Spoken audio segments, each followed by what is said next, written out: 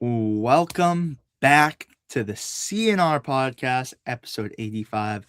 I'm Griffin Aldrich. Alongside me, we got Carl McDonald and David Caires. And you guys, it feels good to be a Celtics fan right now because I got to say, wonderful week. The week technically isn't over because we still have a game tonight against the Atlanta Hawks, who we all predicted for. So as of right now, the Celtics are 2-1. So tonight would make them 3-1 if the Celtics win. So let us know tomorrow, as this will be posted tomorrow. We'll know about that tomorrow. But Celtics have been playing good, and Amari Williams in particular, but we'll really get into that later in the podcast. But I want to jump right in. We'll go over initial thoughts about the week. How have you thought? And we'll again, Carl, David, myself.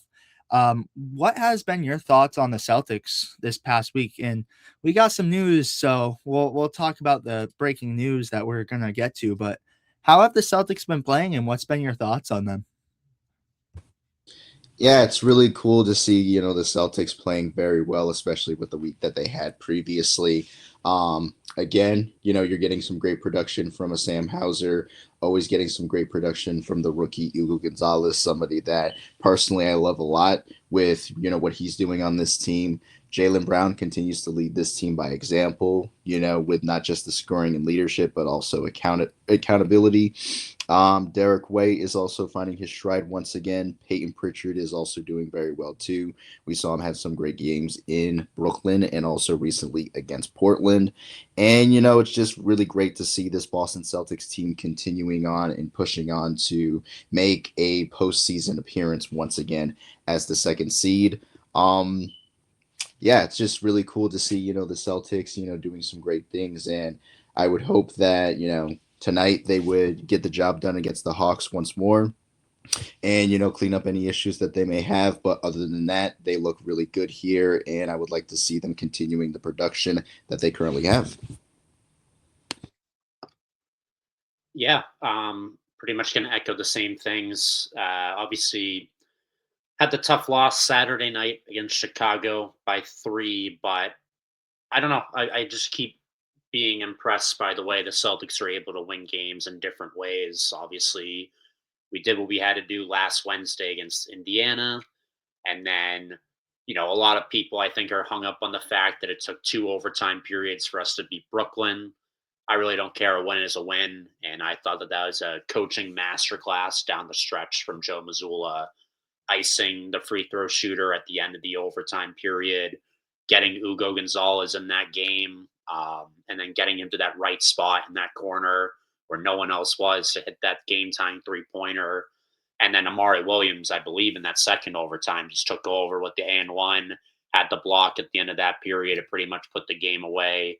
So really just highlighting the young guys. Like Hugo Gonzalez is a guy who I've been wrong on, honestly. I thought that he should have spent the year in Maine just developing, a young 19-year-old kid, like your classic 3-and-D prospect. I think that those are the more raw prospects that come out of these drafts is when, you draft someone who only has one skill in the repertoire like Ugo. But, obviously he has a long way to go and he's only going to get better from here. But this has been a great rookie season from Ugo. And I'm honestly glad they decided to keep him up here with the big team and get him this exposure against some of the best players in the world.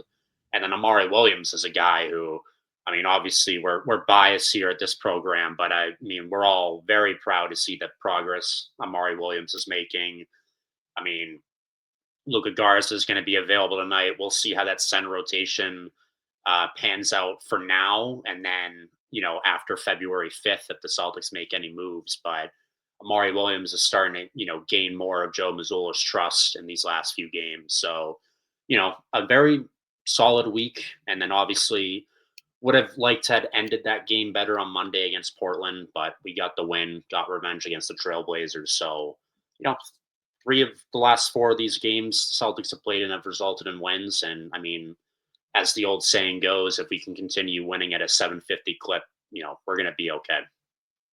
No, well said about the week, you guys. But I want to go right into this because we have some talks to talk about, you guys, because it's very clear that the Boston Celtics are trying to shop Anthony Simons. And whether we like it or not, it's the Celtics organization as a whole that's looking to do it, not us. And you know our thoughts. I think from the most part, we're looking to keep Anthony Simons. Like, I would love keeping him on the team, but and this is my perspective. And I was just talking to Andrew about this before we started, and then we'll go into it. And because there's been some breaking news and rumors, so you guys are want to stay tuned to hear all of these. But my perspective is this: I don't believe the Celtics need a big man. And I know you guys call me crazy for this, but again, this, as we called at the beginning of the year, is a developmental year for the Boston Celtics, whether we like it or not. And yes, it's kind of shape shifting into a season where you could even potentially win the East. But I still think that it's so crucial that you develop guys like Amari Williams, Luka Garza, and Neemias Queta now. And Andrew brought up the other day, and he had a valid point. What if one of those players gets injured and you're in a playoff run? You need a veteran presence to help you. And I agree. And you lost a lot of your big man core. You lost all of your big man core this previous offseason. So, I get the concerns there, but I think you need to develop Amari Williams. I think if he could get a lot of time and really fine tune his game, you've seen what Hugo Gonzalez has done. The progress, and you just mentioned it, David, the progress that he's made from summer league to now is incredible. And if you give Amari Williams, because he's doing it in the G League, I mean, he had 33 points and like 16 rebounds, and he balls out, and in the G League, he's phenomenal. But his problem is now he needs to be faced with NBA talent. And I think that's the thing. I think we're seeing him do phenomenal, like as we mentioned, and we're going to get into Amari Williams later. But just seeing him go up against NBA talent is so prominent. And, there'll be kinks, but, the Celtics are still rebounding phenomenally. And they're playing great basketball without having a superstar big man. So I don't know. I don't think it's really a huge problem knocking at the door, because if you develop guys like Amari Williams, Neemias Queta, and Luka Garza, they could be this all-star center sometime that you're asking for if you develop them properly. But you guys know the drill. Carl, I'll have you take your thoughts off it, and then David. But do you guys agree or disagree with me? When you're excuse me, when you're looking at the situation, I actually sat there and thought to myself, it's like, we're playing very well, for a team that doesn't have a traditional big man. And honestly, Griffin, in a weird way, I do agree with you and do see that, hey, we're playing well. We wouldn't really need, to shop for one at the moment. But at the same time, with me being conscious, like really on this team, I would want them to be prepared, for a playoff situation, especially if, they went out and Queta, got hurt, or Garza got hurt, so I would agree with Andrew in that department, but also see where you're coming from there as well. It's, not just that, but also, who else would be shopped in getting the center, and which center are you planning to get? Are you looking to get somebody who's young and who's well at defense? You're looking to get somebody who could, rebound and stuff, all that. But also, as you were mentioning too, now is a great time to develop, some of these centers into potential, greats. Queta, as I've mentioned many times on this podcast, is very underrated and deserves a lot more recognition. His scoring has increased, his productivity, whilst rebounding has increased. He's a good defender too. And Garza, his production with the Celtics have increased as well, especially when you compare his time with the Minnesota Timberwolves. So, it's great to see those guys really becoming the best versions of themselves, and they can become even better, going from, what is supposed to be a season where they're just supposed to develop and not do too much, but essentially exceed expectations as we're going, into the latter half of this season. So definitely, I do see where you're coming from. And I actually, again, had this thought myself, but, just me being, cautious, what if we do find ourselves in the playoffs and God forbid one of our centers went down? Who do we look to next? Mario Williams definitely could be a good choice, but he would need that development now as well. And even more than those guys, because at the moment he is dipping his toes into the water. And it would be great to see, more production from him as the season goes by because he's incredible right now. And before you go, David, I just want to mention something really quickly too. And that's my concern too. Like, if you get a big man, you're trading Anthony Simons, like without a doubt. And the thing about that is if you lose Simons, then you have a gapping hole with your point guard situation. And that's another issue. And then I look at it too. If you prepare, sorry, not Anthony Simons, if you prepare and develop Amari Williams, next year you could look to go even deeper into the playoff and have the chance of even winning a championship. I mean, look at the Patriots. Look at what the Patriots have done, for example. Like, and I know it's a complete different sport, complete different situation, but it's true. They had that first year with Drake May, they developed Drake May. You have develop Amari Williams and Ugo Gonzalez. Next year, they could make their way to the NBA Finals, and they could totally even do it this year. I mean, say we do get a big man, they can make that trip this year for sure. But I just think it looks a little safer to kind of stay put. That's just my opinion, though. But David, go ahead. I've been yapping. No, you're good. It's an interesting dilemma because I think the Celtics are going to do everything they can to be aggressive at the deadline. I mean, I know I'm kind of jumping hoops here because we're going to do deadline talk in a little bit, but there's only really been one deadline there's maybe like two deadlines in the last like 12 years where the Celtics have actually done like crazy things. Like most of the deadlines, the Celtics usually stand pat or make like a minor move here or there. The only two that come to mind are the one from 2022 where we got Tice back, and we acquired Derek White at that deadline. And then it was Brad's second year here where we got like Tayshaun. We like traded away Tayshaun Prince. There was a ton. There was a deadline we acquired Isaiah Thomas. So obviously that was a big one as well. But most of the time the Celtics usually stand pat. So I don't think it'll be for a lack of trying, but I do think that not much is going to happen on that front for the Celtics at the deadline. The issue is, I think we have to try and do something at the big man position because this is just such a golden opportunity this year where the East is as weak as it's ever been. Even without Tatum potentially coming back, like this Celtics team could still mess around and find its way in the NBA Finals. And then, yeah, I've been on record here saying that I don't think we can win the championship this year. I think we're probably the sixth best team in the NBA right now. I would take any of those top teams in the West to beat us in an NBA Finals.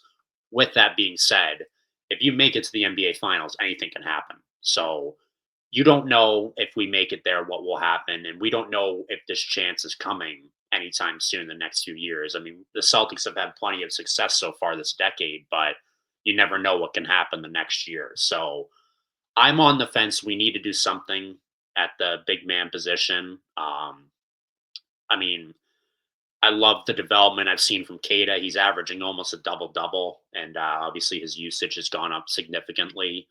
But there's got to be an upgrade either in the rebounding department or just the stretching department for the Celtics at the big man position. We need to get someone who can either shoot the three ball like Porzingis did for us the last couple of seasons so that it opens up the paint.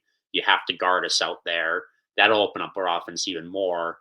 Or we got to go with someone who is a reliable board grabber because, I mean, it feels like the old fashioned Celtics just with, making us sweat out every defensive board and, hoping and praying that they're able to corral it. So for me, I think we have to get an upgrade, but I will compromise on the fact that I'm open to trading. I mean, it's going to have to be Simons that gets traded if we want to upgrade at the big man position, but I wouldn't be opposed to including a Cada or a Garza in a trade to upgrade our big man position and open up a slot to develop a guy like Amari Williams behind them. So I can compromise on that 100%. But for the near future, yeah, if we want to be serious about coming out of the East this year, in my opinion, I hope I'm wrong, but in my opinion, we got to have an upgrade of some sort of the center position externally. See, that's where I love your take right there, David. I think, for the Celtics' sake, they have a guy who needs to develop in Amari Williams, and I think he's a good guy that could give you boards, and they could turn him into that. You haven't really seen a lot of that with his play at the NBA level right now, but that's just because they got to make him more aggressive and clashing the glass and stuff like that. But I love that. If you add a guy now, as much as I would hate to give up Luka Garza or Neemias Queta for a center, that gives you a slot to still have that production with Amari Williams and just upgrades your center position. I like that. But anything you want to add on to it, Carl, too? Yeah, no, I absolutely agree with David here. Seeing, that we would essentially have to give up, Simons is pretty much guaranteed, as we have already discussed, but a potential, finding ourselves giving up a Garza or a Queta, if it helps us out, and with the center position and getting our rebounding down and shooting, then I'm okay with it too. It's our best shot to win a championship, probably the best shot we've had since, 2 years ago when we were the dominant team that we once were. So definitely, it's something that I would be hesitant on just because I emotionally have, grown attached to these guys. But if it happens, it happens. No, well said. Do you have anything to add on to that, David? Yeah, I mean, also just like Amari Williams, from the stat lines I've seen him put up in Maine, he reminds me of like Al Horford in the sense of his playmaking ability as a big man. So like Yes. I think that that's another huge plus of his. Go ahead. Sorry, but even better, I want to say even better than Al Horford. Like, and I know because he's just so young. He just turned 24 today. Happy birthday to Amari Williams, by the way. But I think Pritchard and Greg Popovich. Yeah, geez, there's a whole scale right there. But I think even better. That's why you need to develop him, because I think some of the passes he makes. I mean, you see, like no other big man is making these passes. And geez, I don't know how many times I pulled this up, but I'm gonna pull it up again, you guys. I'm just in love with this play. But hold on, see, like, who's making that pass? Great pass, great play. That's what Jokic is passing. Like Jokic is making those passes. Don't you have to pull up that pass that he gave to Hugo Gonzalez in one of their last games? Oh, geez, I don't even have it up. That was a good one. That was a really good one. I mean, that was great too, but yeah, exactly. It's just like he's, in a sense, I think he's even better. That's but continue, David. Sorry, I took it over. No, you're good. And then just the other thing is, I think if we trade Simons, I mean, it gets a little bit painful on the bench for a few weeks, but when Tatum comes back, you're getting some of that scoring relegated to the bench again, whether it be Tatum coming off the bench, which honestly, I don't think enough people are talking about that. I think that could happen. Or Hauser gets relegated back to the bench. So there's some of the Simons scoring you're missing if you trade Simons back on the bench. But to your point, Griffin, it gets very painful if we trade Simons, where was he really ball handling or running the offense off the bench? Not necessarily, but who is that guard that is replacing Simons off the bench? Is it Ron Harper Jr.? Do they trust him already enough to do that? Yeah. I don't know, but is it Jordan Walsh? That's where it gets kind of tricky. So that is where do we go? Who's running the offense off the bench? That's the trickiest thing of trading Simons. Well, and yeah, we'll get into that in a minute, because that's a later segment. But I have some new breaking news now that we're gonna pull up. First one right here is the Chicago Bulls reportedly offered Nikola Vucevic for Anthony Simons and a first-round pick, but Boston ended up declining. And as I bring us back, I want to talk about this one really quick, and there's more, so stay tuned. Is this your first time seeing this, Carl? Yes. What? Yeah. Well, let's bring it up one more time. From NBA Central. Yeah, they offered Vucevic. What? All right, Carl. This is your first time. What's your initial thought right now? Raw emotions here. Great marketing there. No. But like, What? Oh my gosh. That that he okay. Let me try to I don't know why they would decline this. Maybe Brad's cooking something up. He's been great with some of these trades and with some of these deals. Of course, the trade that got us Derek White. Some of the more recent acquisitions. Of course, the trades that got us KP, Andrew Holiday, and even with the season that we're supposed to have in us tanking, he's been great with that too. But declining to pick up Vucevic for Simons and some picks, that's Well, I think we'd have to give up a first round pick. That's where I think it's, and that's mm, where we're reported that the Celtics as a whole do not want to give up a first round pick to ship off okay.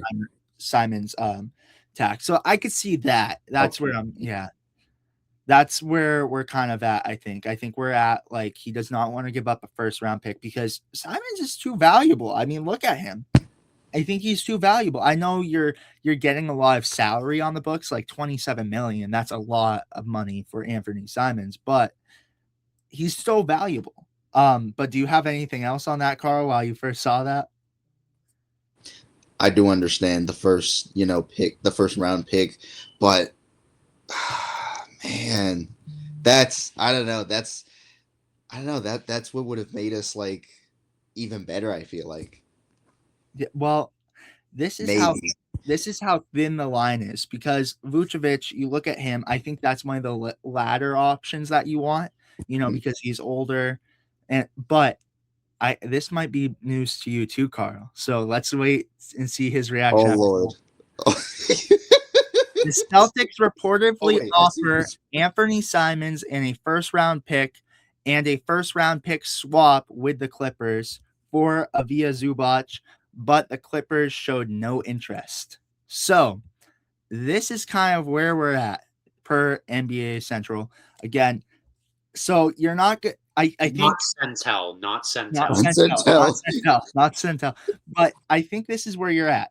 Like, Zubac is like the gold prize. You were hoping to give up Simons for him, and I think he's one of the better options at the center.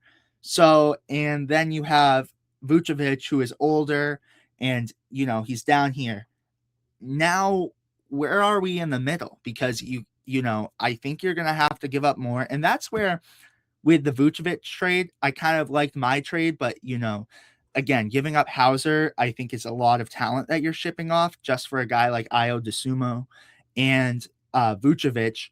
But yet again, you're also helping that point guard position. But with that being said, what's the middle ground with this? Because you're not getting a Zubac, and you just declined Vucevic. But David, do you have any thoughts too that you wanted to add on to both of those as well? Yeah, so thank God Brad did not accept that trade for Vucevic. I mean, he is a great fit for the team, just with everything I'm talking about. A guy who can grab a board for you, a guy who can stretch the floor for you. But that would have been a steep price to pay for a 35 going on 36-year-old center who only has 1 year left on his contract after this season. And I saw rumors as well that he's going to go overseas as soon as his contract is over. So that is a huge commitment for a guy who's probably not even going to be on your team for more than 2 seasons. So I'm glad we declined that one. I would have done the Zubac one in a heartbeat. I think that would have been worth it. We saved probably 6, 7. I had to do it. We save at least 6, 7 million on the tax bill because Zubac is making right around 20 million versus Simon's 27. He's a lot younger. He's 28, and he fits what we're doing as well with a guy who can rebound the ball for you. So that would have been a great upgrade at the center position. And I'm kind of contradicting what I say earlier, but I would have been perfectly fine with making that trade and figure out who the heck can run the offense off the bench later because, we also got Tatum coming back. So I think that would have been, I think Zubac will be perfect here, but it doesn't look like that's going to happen. So that is what it is. But I absolutely would have done that offer in a heartbeat. But the middle ground, is it Nick Claxton? Do I I love I'm hitting I'm hitting the trade button on that. I love Nick, but that's just because my like I've always said since even the championship days before we won that championship, and right before that deadline came, I was always Nick Claxton. That's a guy that you could pick up and put next to Al Horford before we even went with Porzingis. I've always been on that Nick Claxton train. I think that's, I don't know if it'd be a straight up Simons for Claxton swap, but we'd save 2 million, not a ton, but we'd save 2 million on the luxury tax. Claxton makes like 25 million a year. He isn't, a great shooter or anything by any means, and he's not like, he won't, wow you with his rebounding skills, but he's a versatile big who I'll call him like the center version of Drew Holiday defensively, where Drew Holiday at times was guarding Joel Embiid, aka a guy who can guard every position on the floor. Nick Claxton can do that as well. So his defensive versatility for a team like the Celtics, who took a huge drop off defensively this year, that could be an underrated move for the team to make, in my opinion. And I think I would do it. I think, again, it's tough losing Simons, but I believe Claxton is under contract at least for another year or so. And Simons would get an opportunity similar to Michael Porter Jr. to showcase his skills in a struggling team, start on a struggling team and maybe work towards, getting another healthy contract down the line. So honestly, yeah, for me personally, Claxton's the middle ground, and I wouldn't be surprised if the Celtics and Nets open up trade talks about that again between now and February 5th.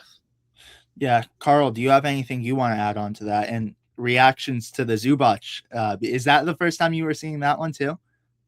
That's surprisingly not the first one. It's the first time I've seen that one. I remember seeing that, yeah, they declined because around that time the Clippers were getting better and they thought, keeping him would, increase their chances of maybe pushing for a championship, maybe. But yeah, in a heartbeat, yeah, I definitely would have done Zubac. Definitely the better option there. Pretty much averaging a double double each night, and yeah, as David pointed out, not just that, but he's also younger. A middle ground, trade definitely would be a Nick Claxton or anybody else you could afford, who's not only great being a great center in the defensive end, but potentially also rebounding as well. Something that if we do get Claxton, we could maybe develop as well. And definitely, find somebody you can get. And I'm not saying for cheap, but not to the point where we have to give up too much. The most definitely Simons, but not having to give up any, picks or anybody else who is also productive for us this season, like a Sam Hauser, maybe even a Baylor Shireman, or, getting even deeper than that, with Jordan Walsh and especially Hugo Gonzalez. There have been rumors on that one, and that's something that I wouldn't be willing to do because Hugo has been an incredible rookie thus far.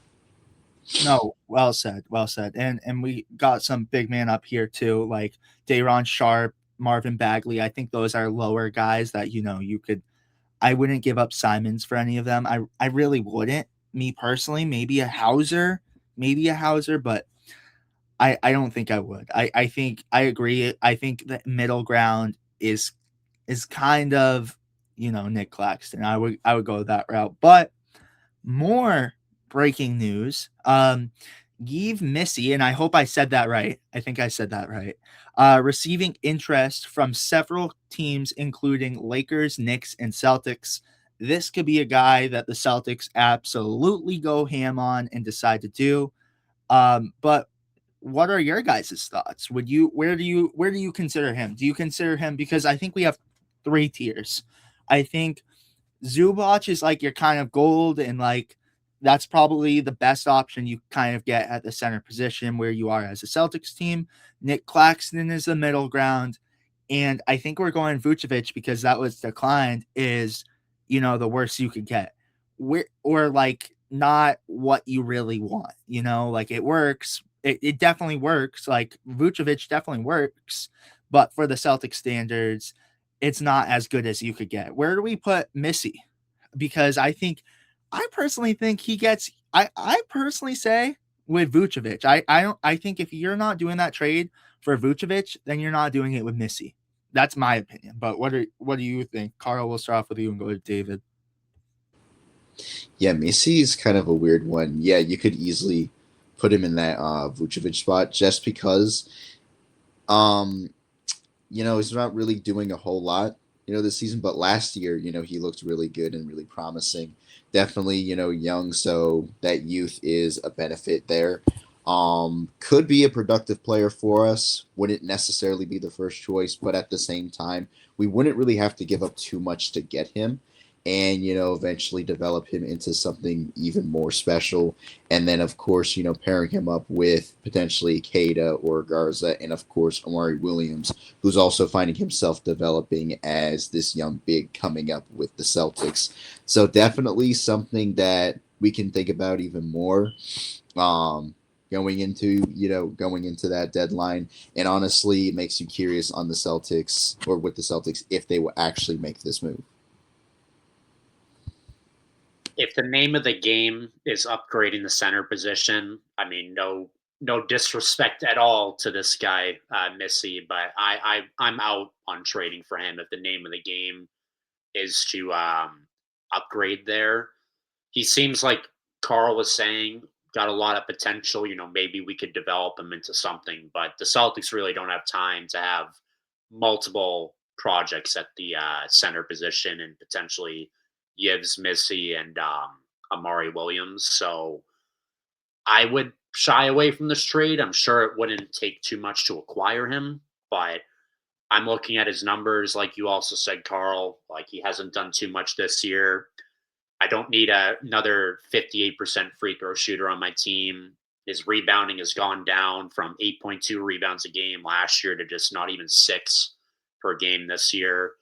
The one thing I do like is from last year, of 73 games he played, he started 67 of them. So I'd like that stat. But Oh, I'm Andrew, out. where are you? Where I'm are out. you? Other than that, I'm with you on that, Griffin. Where that's bottom tier for me with Vucevic. No, I agree, and I again, I like what Carl said too. This is another guy that you would just have to develop, and what you said, David, too. You're just running in circles at that point. Why bring in another guy when, like, I think we're at the situation is, if you're not going to upgrade, then don't go for a center at all. If you're not going to upgrade, then why get another person that you have to develop when you have a guy like Amari Williams? And I think that's what both of you guys alluded to. But do we have anything else? Do you guys see any guys that you would think fit for the Celtics, or any guys you think we should look out for? Because Jaren Jackson Jr., I'm gonna say don't look forward to that, because I'm not looking at that one. Who else have we been rumored? Jeez, I can't even think right now. Okongwu was rumored. Who was? Okongwu on the Atlanta Hawks. Yeah, that's one. That's one.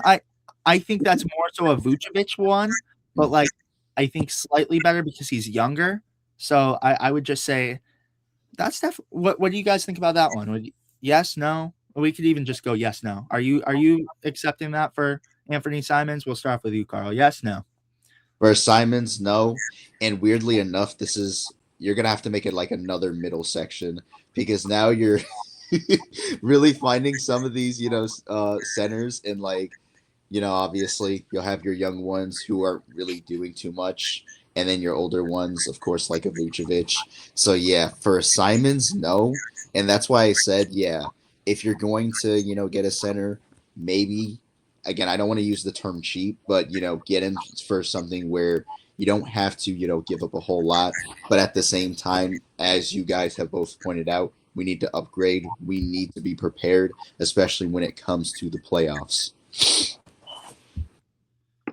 Yeah, I mean, I like Ogunkwu. I don't know if I'd do it for Simons, but I do like that he's starting to implement the 3-point shot more in his game this year. I have his stats up. Like last year, he only took 2 threes a game. This year, he's taken more than 5. And his 3-point percentage is at 37%. So this goes back to what I was talking about earlier with getting a big man who you have to respect from deep. But I don't know. He's just like similar to Keita. I mean, he's 6'10". Like, I know I'm nitpicking here, but like his position's listed as a forward. If we were to play him at center, he'd be a bit of an undersized center. I know Keita's 7 feet. I would steer towards no for Ogunkwu in terms of trying to trade Simons for him. But if there's another way to try and acquire him, I don't even know if that's allowed through the CBA. And, given the Celtics are over the luxury tax and past the first apron. But I don't know. I'd explore it a different way. But for Simons, no. Yeah, I'm going no with that too. I think that's definitely one where it's like if you're not doing Vucevic, then you're not doing that one. So I think Nick Claxton is really our middle ground, but not really center talk because he hasn't played a lot. But I'm gonna pop up this one because we have some Chris Boucher news. Chris Boucher has drawn extraordinary interest from the Hawks, 76ers, and Suns from Hoops Hype. What are your guys' thoughts about this? Because again, this was a guy where you're like, all right, maybe we wait. At least I thought this. You waive him, let people get him, pick him up. On the buyout market, you buy him out. I thought that was the way you go, but I wouldn't mind. I don't think you get a lot from him. I don't even think you get a player for him. Maybe a second round pick, and that's more than that. I would love that, a second round pick for a guy you're not even playing. And a lot of teams are expressing interest. So what? And again, Carl, David, what are your thoughts? Honestly, best case scenario is to just let him go to whichever team because we have not played him since late November. That's for one. And I feel like that has been, detriment to not just him, but a little bit towards our team as well. In fact, a lot of it too, because there could have been times where he could have really helped out this team and gotten us more wins. Now, sure, we are the second seed and we're doing some great things. We're still one of the best teams in the league. But at the same time, to pick him up in the offseason and really not to use him is just terrible. His value went down, and that's why you had suggested that more than likely if he does get traded, we pick up a second rounder, which definitely is not a bad thing. But it's better. Giving him up to another team is definitely better than waiving him just on the morale side. So best case scenario, you could also put him in a package with Simons to get somebody help out even more. And that way, too, where he's playing for a team that actually plays him and uses the talents that, he has and hasn't been really able to showcase since late November. So definitely, I'm not, opposed to giving up Chris Boucher just because I feel like he deserves better. I agree, but David, go ahead. I'm the same way. If I am Brad Stevens and I'm picking up the phone and a team is asking me about Chris Boucher and then they offer whatever they offer, I'm just saying deal, deal, deal right away. Like no disrespect to Chris Boucher, but I feel pretty bad for him, honestly.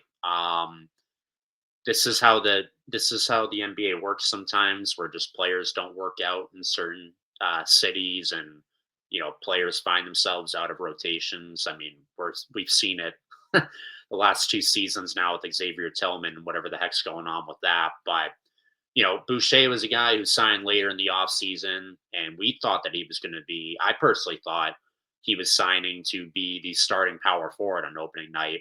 And against Philly on opening night, he didn't even get that honor. It went to Sam Hauser, I believe. So, like you said to Carl, he hasn't played since the end of November, so that's going on like 2 months now.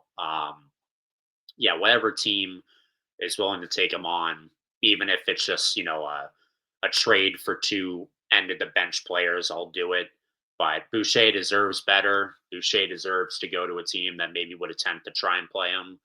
And if we aren't able to trade him or find a trade partner for him at the deadline, this more than guarantees for me that his time in Boston is coming to an end regardless. Maybe after February 5th, we explore a buyout with him so he can sign with a contender. But yes, that needs to happen just for everyone. We got to accept that this didn't work out, go our separate ways. And to be brutally honest, Chris Boucher is taking up a roster spot from someone who maybe the Celtics are looking to develop or give to someone else. So we have that 15th roster spot open right now, as Brad Stevens likes to do. But I could see us, moving on from Boucher as well in some capacity over the next month and open up another roster spot. No, well said, you guys, and I have nothing to disagree with. You guys summed it up perfectly. I think it's perfect to let him go play his game because he's obviously a talented player and still has something left in the tank, but just not fitting with Boston. But some other breaking news. Geez, we have news. But Keon Ellis, Celtics trade rumors, Boston showing interest in Kings guard per Mass Live.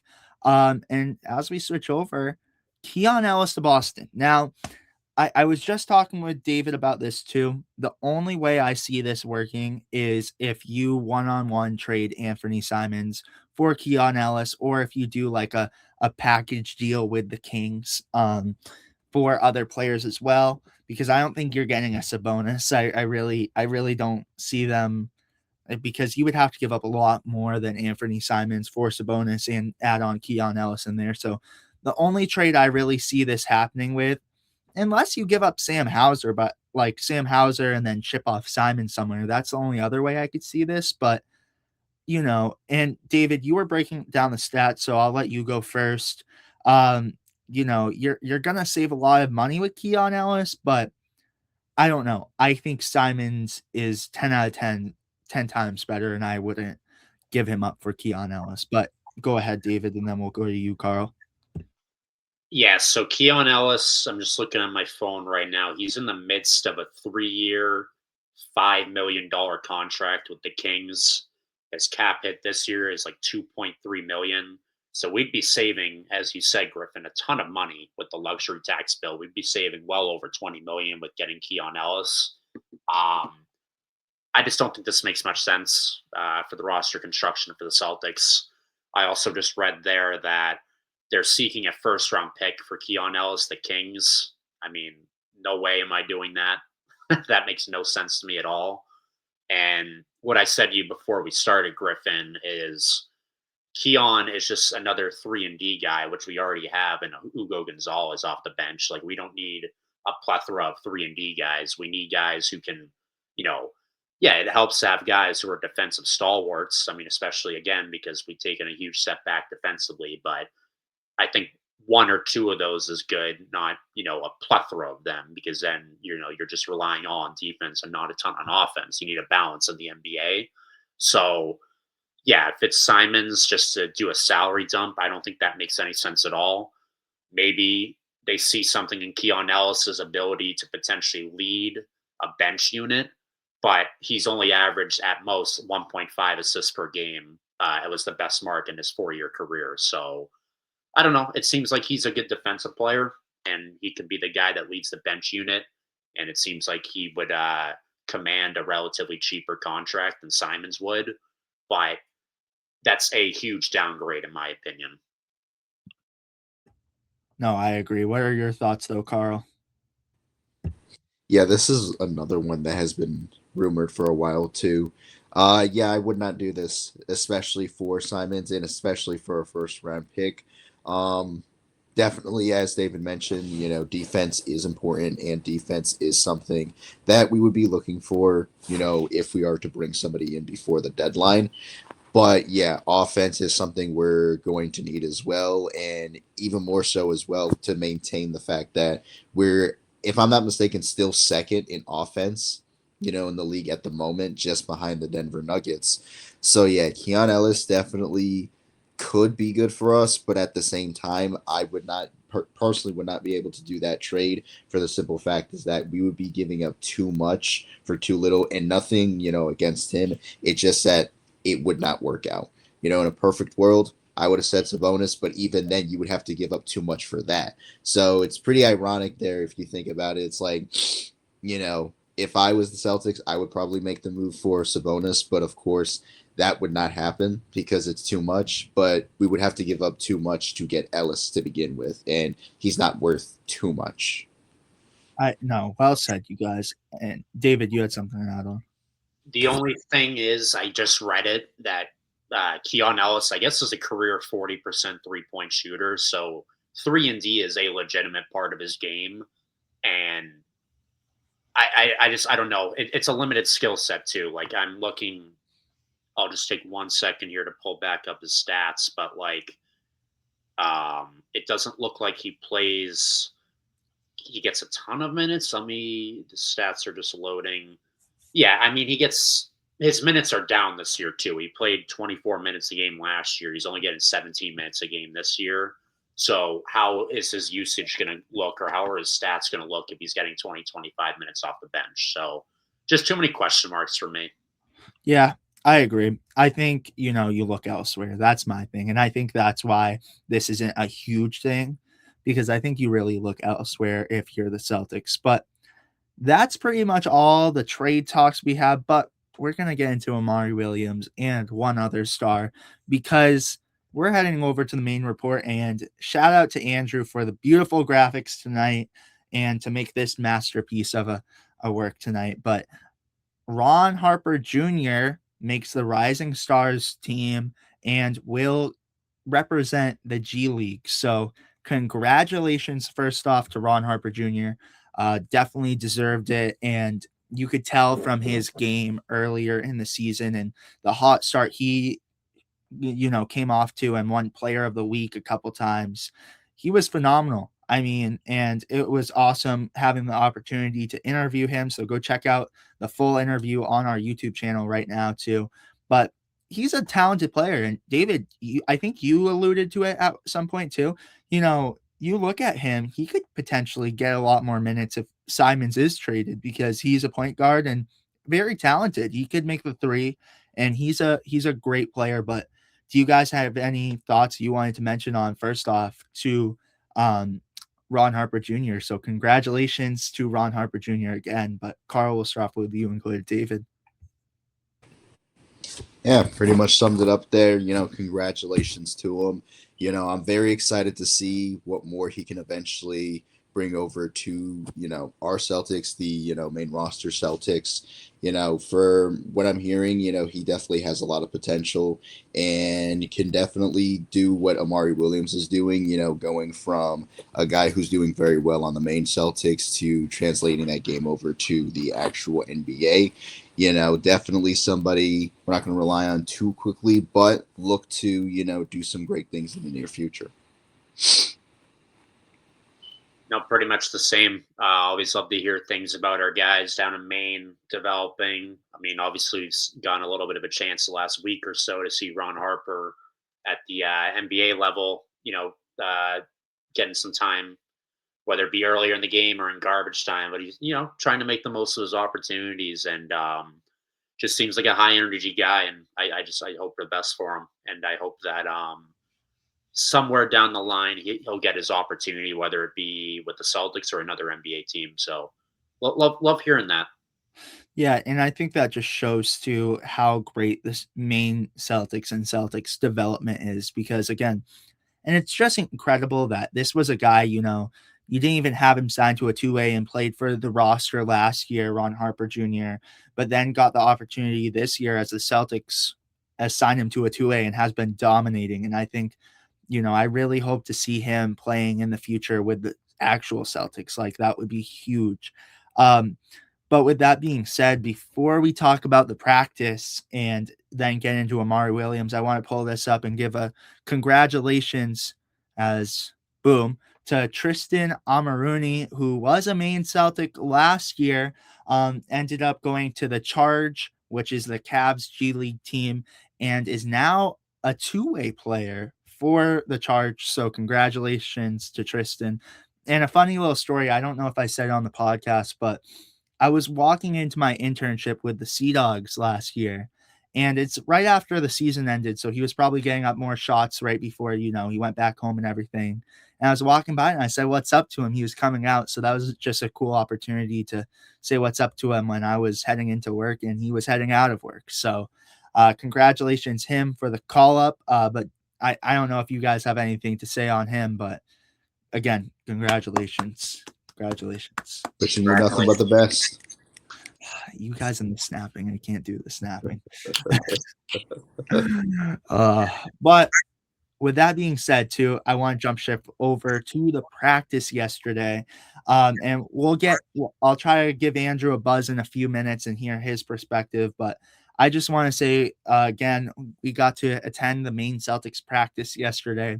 great opportunity. We got to talk to Steph, shook his hand, and Andrew, I'll let him save what his opportunity was, but really got to see, Phil Pressey coaching, just a phenomenal coach. Almost got an interview with him, but he had to go. So, but great to just see him coach the guys up and ahead of their game against the Grand Rapid Gold tomorrow at the Expo. So, this will be posted, but try to tune into that. And then I got a clip of Pedro Bradshaw shooting as him and Steph were getting up some shots before, and it was a free open practice. So it was different, David. It was different from the one you went to too, not a full team practice. Everyone was doing their own thing, but here's a really quick clip of Pedro Bradshaw.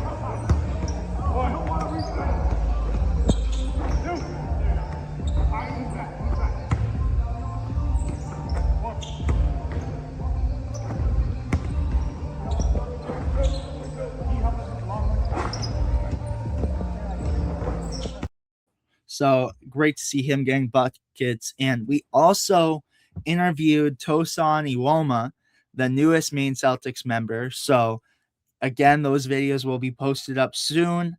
And I'm going to pull up a clip because Andrew asked him about the infamous hook shot that you guys see. So let me pull it up. Another turnover. And Iwoma finishes that one too. Gamble by Stephen Thompson Jr. Right here, this clip. Here's Iwoma. In on Stewart. Flings one up off glass and in. His hands and how under control he is when he finishes. A lot of young players get. It was the hook shot. So we'll show up the video, and this is a little sneak peek really quick. But Andrew with Tosan Iwoma. I think it was the herd, and you had a low pickup into a little hook shot, bank off the glass. Yeah. Do you practice that shot? Not all the time.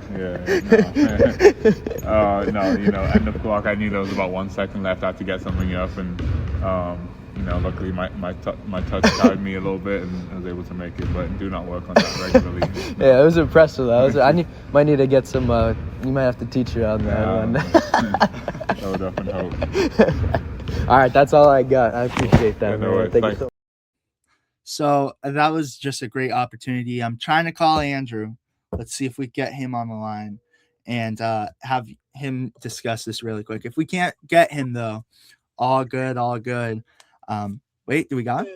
Yo, all right. So you're on the podcast. I want you to talk about your experience with Pedro Bradshaw, though. Say it again. Sorry, the Wi-Fi's a little bad out here, but I'm here. No worries. We want to hear about your experience with Pedro Bradshaw yesterday and just your time at the Maine Celtics.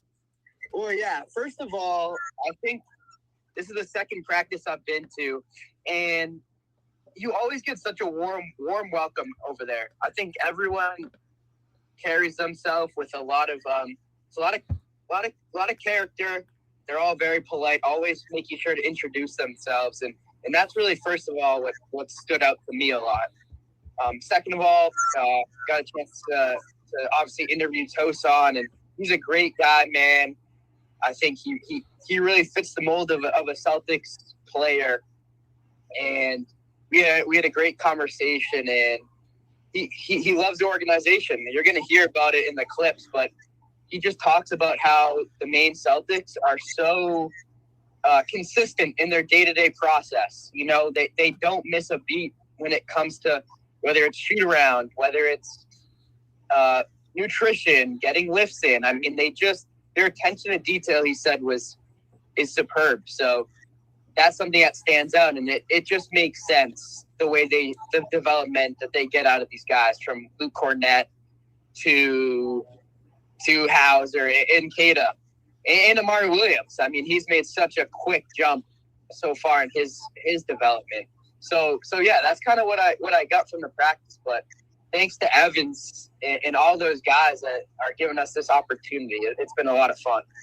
Yeah, well said. And thank you again, Andrew, for calling in. We appreciate you. Yeah. We might have to make this a little segment. This is fun. The Andrew calling. All right. Well, take care, Andrew. Safe travels. But we'll head back. And he got to talk to Pedro Bradshaw as well. So that was also a cool thing too. And shook his hand. But with that being said, though, I want to kind of get into Amari Williams really quick. We've talked a lot about him, but again, won't be a lot because, we already mentioned it. He's been playing phenomenal, and just the development down there in Maine has been extraordinary. And, my last thing on this, and then you guys could talk about it really quick, is just the fact that you look at Amari Williams, and I don't know, this could be a thing, but I could totally see if the Celtics don't make a move for a big man, you even give Amari Williams the opportunity and sign him to a standard contract. Because you look at it, I think with the two-way position, you look at it, and I think you're only allowed a select amount of games up with the NBA. So if they gave him that opportunity, he would get an opportunity every night to be able to go show his talents. But what are your guys' thoughts on that? We'll start off with Carl again and go to David. But what are your thoughts? Honestly, I could see it, and definitely I could take it. As we again discussed, we want even more from him. He's already showing some of that greatness that he already has. From being clutch, towards the end of that Brooklyn Nets game with that block to that really good game that he had, the last time around as well. It kind of be almost like a Caires situation where he is coming up from the G League, given that last contract, albeit a bit of a different situation there, but definitely, with this opportunity, you can't pass up on it. You would really want to really find a way to include Amari Williams into this team and into the fold. And of course, this rotation, especially when it comes to the eventual return of Jason Tatum, as you've not only discussed, but also shown us, Amari Williams is somebody that can be very productive, offensively, but also mainly on defense, rebounding and playmaking as well. And, that's essentially his bread and butter as well, too. So imagine, we're getting nights where he's playing the point center and, really getting these, guys great looks and everything of the sort, and just making an even bigger impact on this team than he already is right now.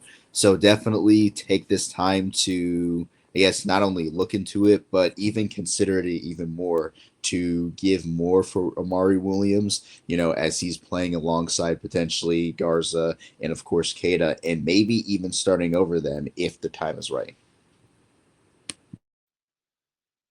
Yeah, I honestly could see this happening 100%. I mean, we have that 15th roster spot already open. So even if we weren't to do anything at the trade deadline, we can do this at any time, convert anyone to a standard deal.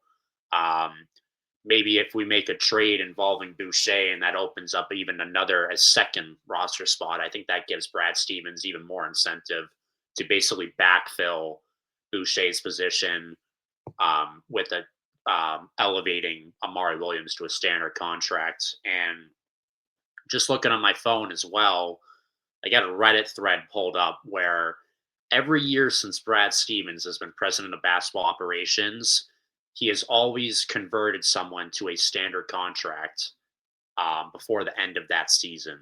All 4 years before this that he was he's been president, he's done it. So in 2021, 2022, it was for Sam Hauser that got converted to a standard contract. 2023, it was Justin Champagny. 2024, it was Neemias Queta. And then last year was obviously J.D. Davison. So if history repeats itself, which it tends to do a lot, I think absolutely we could see Amari Williams be that guy or someone else. But yeah, I mean, and talk about the track record here too. This is what someone said in the comments, where 2 of those 4 guys have become key pieces in what the Celtics are doing. Obviously, Sam Hauser and Neemias Queta. So, if the third time's also the charm with Amari Williams, we'll definitely take that. But 100%, I think we're bound to see someone, whether it be Amari Williams or someone else, get converted into a standard contract for sure. I mean, maybe is it a little bit of recency bias from all of us, given that Amari Williams barely played before this last week? Absolutely. But I'm jumping on the Amari Williams hype train just like you guys are. And I mean, I see the potential there. And why not? I mean, he fits what we need. It's a guy that we just took a flyer on at the end of the draft last summer. We're talking, the whole talk of the team all year up until this point has been upgrading our big man position. yeah, you'd prefer that big man upgrade right now to be someone, who's a veteran who, has proven data in the NBA to be a good big man. But while you're at it, why not just elevate someone who, is a long-term investment like Amari Williams? So I think that this could definitely happen for sure. No, well said. And even a guy too, if you do end up trading Anthony Simons, Ron Harper Jr. could be that guy. So you never really know, but I think he's been playing phenomenal. And again, he needs to continue to be given minutes. And it's just been so fun to watch him. It's been so fun. But with that being said, you guys, after the main report, now we got some other news with Jason Tatum. He was recently on the Pivot podcast, and there were some interesting takes. First one we want to take away from this one is the career I have right now. If I had it with the Grizzlies, I would have had a statue outside the arena.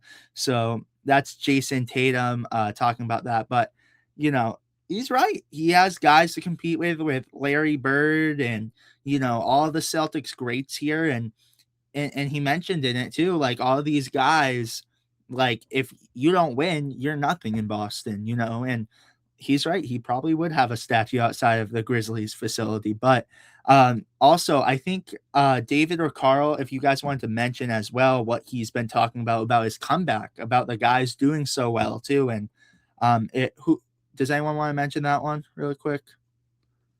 Yeah, I can take this one. So Tatum is earlier this week, I think the headline came out either yesterday or today, has been talking more openly about his comeback. I mean, obviously, there's a lot of rumors out there about when it's going to be happening.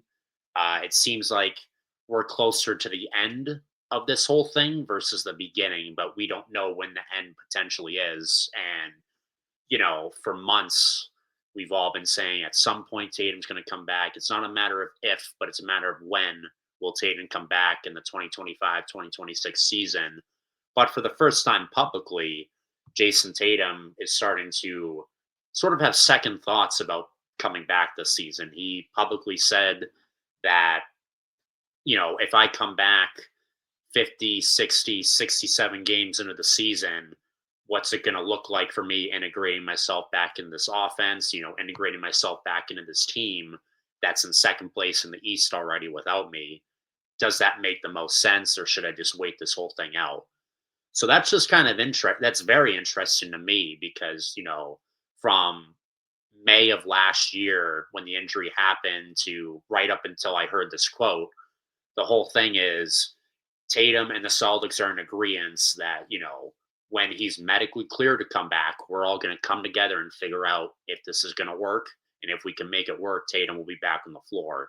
Tatum specifically has echoed those sentiments, saying that he's, not rushing to come back. He doesn't feel rushed to come back. But he said right before the season started on First Take on ESPN, I'm not rehabbing 6 days a week for nothing.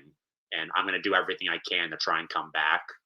Obviously, there were the rumors in recent weeks that he's telling everyone in the building he's planning on coming back this season, which I fully believe. So, again, we were all just programmed to think, all right, Tatum's just going to come back. Like, whenever it happens, but he's playing basketball this season. This is just interesting to me where he's taking a step back, realizing the team is doing okay without him. Obviously, it would be a great problem to have for the Celtics to figure out how we can integrate Jason Tatum back into our game planning with the team that's already second in the Eastern Conference. But is it best for him to come back? He's asking himself. And he's willing to wait it out and be very, very patient with this recovery a little bit more. And he said this is a realization he's had more recently the last couple of weeks. So I'm still of the train that Tatum's going to come back. I think he still wants to come back this season. But that was a very honest and very interesting answer he gave right there. Yeah, Carl, do you want to add anything on to that? Yeah, it's something, we've been discussing for weeks as well, whether or not he should come back. And, I'm on that train of if he's 100%, if he's 110%, he's been medically cleared and he's okay to go, then by all means allow for him to go, see what we can do here. Of course, more than likely he's going to be coming off of the bench, and he's going to have to acclimate for now, to Jaylen Brown being that main guy, even if that goes to the next season or potentially two, until Jason Tatum is fully ready, because even when he's physically ready, he won't, be entirely ready yet. There's the mental aspect and, of course, the entire game itself. But it is great to see that Jason Tatum, is, as David said, is being honest with the situation, seeing that the Celtics are doing great despite the fact that he's not there. And it does, make you even more curious to see whether or not if he's going to be pushing, even more to still come back this season, or wait it out until, maybe even later in the season for the playoffs, or wait the next season, until he's entirely ready. So definitely it's an interesting perspective and a new perspective, coming from Tatum, somebody who's made it very clear that he is looking to come back this season, even if it's for a short time span. So definitely whenever he's ready, but it is great to see him answering in this fashion as well. No, I agree 100%. I've been under the influence that I wanted Tatum to wait till next year. Oh, what was that about, David? You said it again. You've been under the influence. Oh my gosh, you guys with this again. No, but I've been under the impression, there we go, that I want 7 tries. Jeez, David. Where's Andrew with the beep? But I've been under the impression that I want Jason Tatum to come back next year. My thoughts have recently changed a lot, because if he is healthy and 100% ready, that just gives the guys another veteran to lean on. Even if he's not 100% himself this year, it just gives the guys another person, and it gives Jason Tatum some time to enhance his game before next year, because I think next year he himself is going to be under the fact that he wants to be playing where he left off next year. So that gives him more time to rehab and, give him NBA experience time. But I think Jason Tatum's playing mind game with us. This is a conspiracy, but it's not even fully off. He might have a date that he's ready to return. I'm just saying that. He definitely does. There's probably a day on the calendar. It might be a Knicks Celtics game at the Garden, and that might be his return date. I mean, people were saying that I don't know where I saw this tweet, but they were saying he comes back February 8th against the Knicks, full circle moment, the same day the Patriots played the Super Bowl. Cinema. Yes. Yeah. You think he would, though? You think he would? I doubt it. I doubt it on Patriots, because he's gonna want a day where all of Boston's there.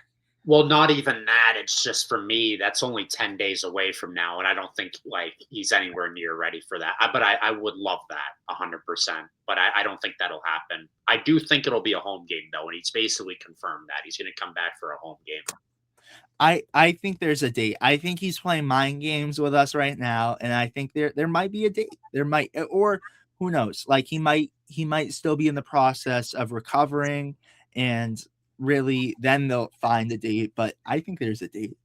There's a game in March. I forget what day it is, but we play Charlotte on a Monday at home, and it goes back to his quote from a few years ago where he's like, I don't care if I'm playing Charlotte on League Pass on a Monday. I'm still going to play because I want fans that watch me. I think for the memes, that would be funny, because we're playing Monday against Charlotte at home. That checks all the boxes for Tatum. A lot of people have a theory he's going to want to return somewhere around his birthday, which is also sometime in March. I forget if it's early, mid, or late March. But, yeah, I think sometime in March, 100%. And he'll be back with 15-ish games left. If he came back, it would be hilarious if he came back on game 67 out of 82. Psh, David. It would be iconic. And then we'd have to do a 67-minute recap of that game. Oh my God. You know what I gotta say though? I do have to say, if he comes back against Charlotte, that's gonna be the most high paid Charlotte Hornets game we ever see at the Garden. I will have to say. Honestly, one other thing I'll say about this, I don't even know if we have another home game against them, but I'm just thinking of rivals. Like, obviously the Knicks, it's where it happened, full circle, like you said, Griffin, the Charlotte, the league pass thing. I don't know if we have another home game against Miami, but I mean, the Celtics and Heat have been rivals Tatum's whole career minus the last couple of years. And Was our Lakers one home or away? the Lakers one was at home, unfortunately. That would have been the one. That would have been the one. That would have been cinema. But Carl, do you have anything else you want to add on to this as well? Lakers one would definitely be interesting. Definitely, because Kobe Bryant's his idol, and that's of course something he's talked about on the pivot. Of course, he's played well against them, so definitely would be interesting. March, anytime there. Yeah, I heard as well. Yeah, his birthday could potentially be a date for him to return. That would be really cool too. Be a really nice present to him and to those in Boston, if that is a home game and if that's when they are playing. Yeah, like I said before, 110%. I'm okay. He's okay. And we're just wishing him all the best along with this team. No, well said. Do you guys have anything else, though, you want to add on to the Tatum talk? While we're here, I'm going to lock in an official day. So his birthday is March 3rd, 1998. So let me go back to the games.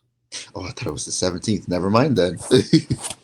March 4th, the very next day after his birthday, is Celtics Hornets at the Garden. I'm locked. All right, that's going to be CNR David's lock for when Tatum is returning.